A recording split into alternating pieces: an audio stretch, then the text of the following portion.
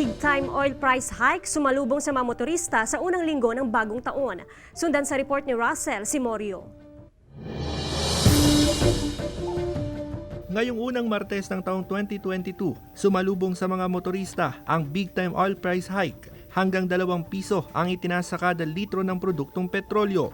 Pinaka-apektado raw ang mga tsuper na maliit lang ang kinikita dahil sa pandemya, tulad ni Mang Ray mula sa barangay Maluwod, Dagupan City.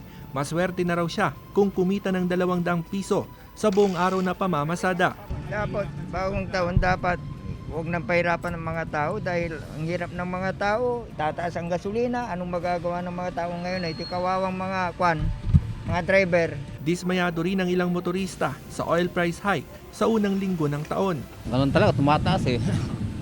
Mga magawa, yun ang patakaran niya. Ayon sa Department of Energy, epekto ng paggalaw ng presyo ng langis sa world market ang taas-presyo.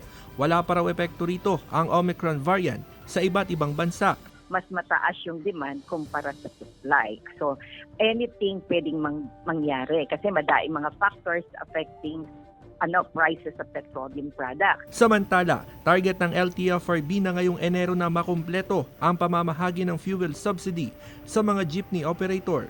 Sa pamamagitan ng fuel subsidy program na sa ngayon ay tinatamasa na at nai-enjoy na po ng karamihan sa ating mga public transport operators. Kasama si Henry Duminsil, Russell Simorio, Balitang Amianan.